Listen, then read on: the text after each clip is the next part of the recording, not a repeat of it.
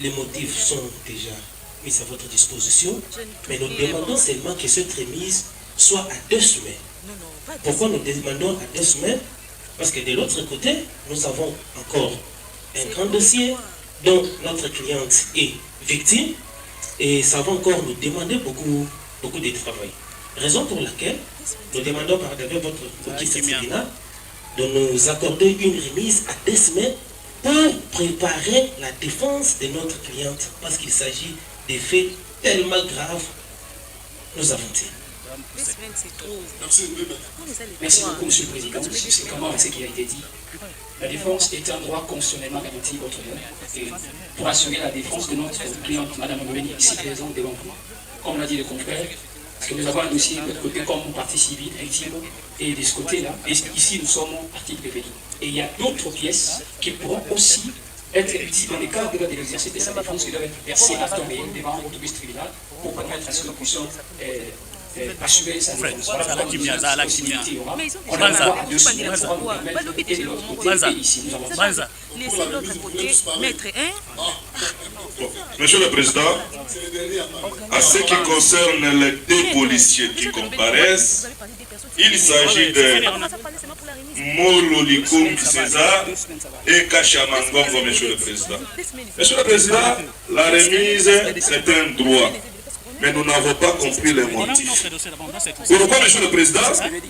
Parce qu'en lisant les exploits qui vous saisissent, au moins que si c'est erreur de ma part, nous avons entendu que nous sommes en procédure de traduction directe.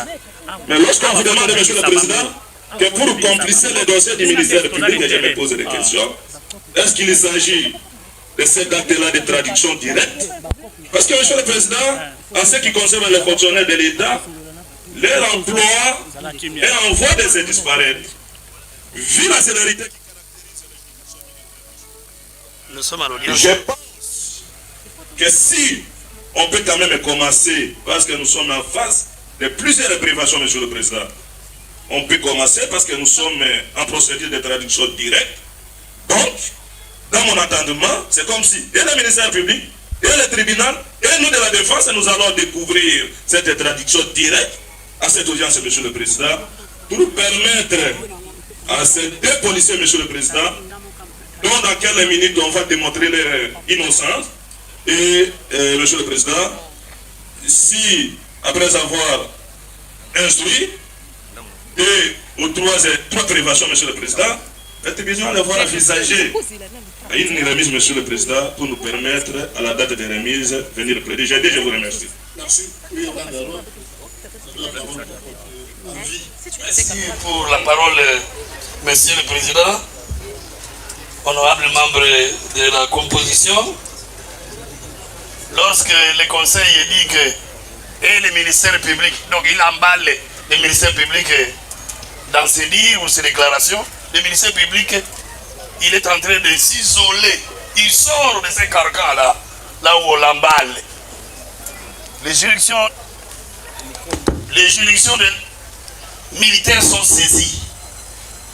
Soit des articles 214, 215. Il faudrait qu'ils lisent encore. Sont saisis par voie de traduction directe. C'est l'œuvre du ministère public. Le ministère public, c'est lui qui traduit directement. Ce n'est pas une flagrance. Ou par décision directe, ou par décision de l'envoi, vous l'ai dit, émanant de l'auditeur militaire de garnison. L'auditeur n'est pas à les mettre dans ces carcans-là. Il faut les relâcher. Le ministère public a saisi le tribunal. Par ces mots de saisine-là, traduction directe, ça signifie qu'il n'a pas posé les actes d'insurrection, les actes de l'OPJ. Nous les avons constatés. Voilà. Nous avons réalisé que poser encore d'autres actes, ça serait superfétatoire. Tellement que il n'y a pas de zone d'ombre. Il n'y en a pas. Les actes posés par l'officier de police judiciaire. Raison pour laquelle nous avons opté pour cette voie-là, la traduction directe. Monsieur le Président, revenant à cette remise sollicitée par les partis civils et certains partis prévenus disons que tout en garantissant, tout en sachant, tout en reconnaissant leurs droits sacro-saints,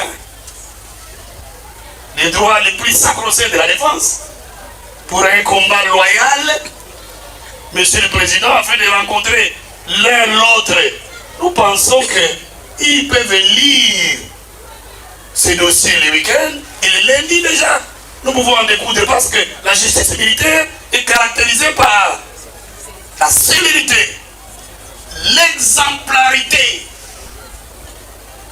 Nous allons vous demander de taper fort pour que nous ne sommes pas en procédure de flagrance, mais nous disons que pour que ceux-là qui ont su, qui ont entendu, ou qui ont vu, qui ont assisté à ce comportement délinquant, à cette panique, à cette surprise du 16 octobre, soient aussi informés le plus tôt possible de votre sentence. Raison pour laquelle nous pensons 2 semaines et 1 semaine, c'est trop.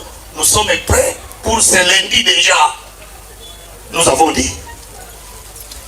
Le tribunal a lui-même l'a prévenu, Porsche, secouer la tête pour dire oui, oui. Au moins, ils ont lundi. Et dans lundi. Voilà. Après les observations des uns et des autres, écoutez, on va plus continuer à parler sur ça.